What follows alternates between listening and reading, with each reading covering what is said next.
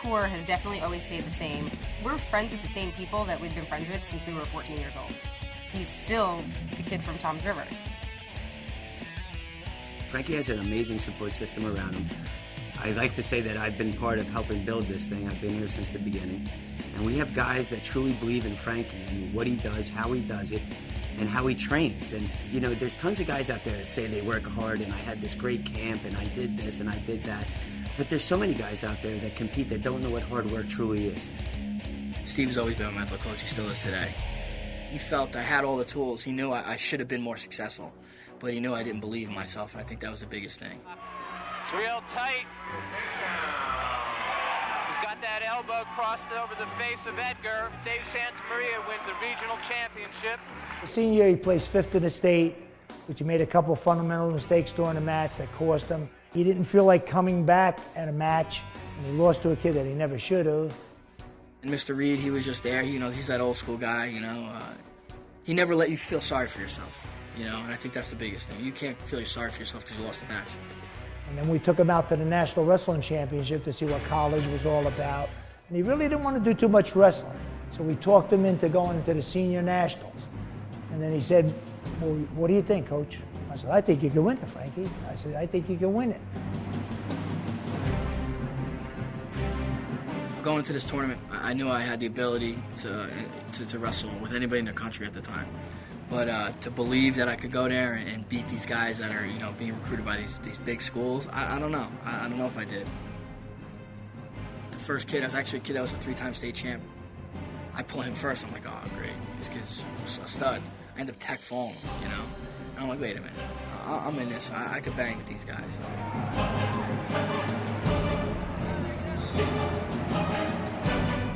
Every person that he wrestled, he just beat. But he didn't even beat them by close. He destroyed them.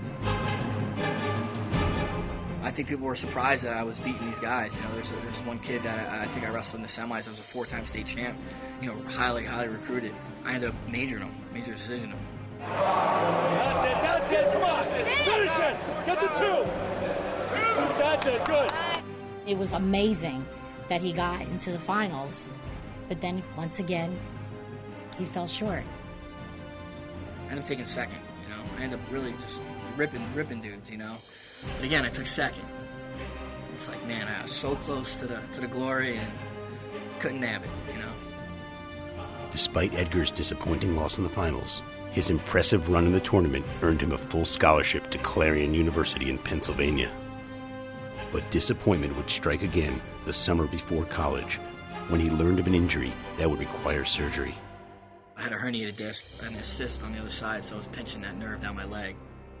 I was leaving for school, I think 2 weeks after I got the surgery. So I show up at school limping. I'm like, Coach, I'm here, and I had back surgery. I didn't even tell him, because I was just like, I didn't know what the hell to tell this guy. We had, I think, one of the top 10 recruiting classes in the country that year, so there was some good guys, coming in.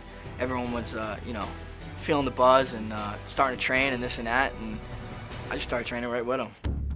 I don't know if I was cleared to do so, but I did it, and it was tough. I had some painful days on my back, but I got through it, and every year it got better and better.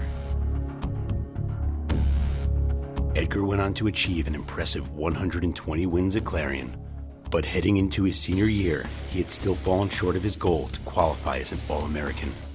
Being an All-American was definitely my goal, and I felt I was going to get it. I did.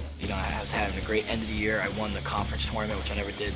College All-American, that's definitely a lot of status. If I say never went into fighting, opened up a wrestling club, I'm an All-American teaching wrestlers. That's definitely good to have. Edgar had an impressive showing at the Nationals and was one victory away from his goal of becoming an All-American. So I wrestled a kid that I beat during the year, and now we're in the third overtime. He shot, I was going for a goal behind, I got a little high, slipped off the top. There goes my All-American status. I can still remember my stomach dropping through the floor when he lost in a triple overtime. My heart went out to him because I know how Frankie trains. I know how he prepares. He's not an aloof guy. He's not a guy that's just going to wing it. Everything I did up to that point didn't matter, because that was my last match of college. I lost my last match of college. There's no bound. I haven't wrestled a match since then. being a competitor in the high competition arenas that we deal with at all levels, you're always going to lose. The question is how often. What we learn from those losses is really the important fact of it. Now that we're on the other side of that circle, I can see that it wasn't something that anybody can teach somebody. It's something that an individual has to overcome.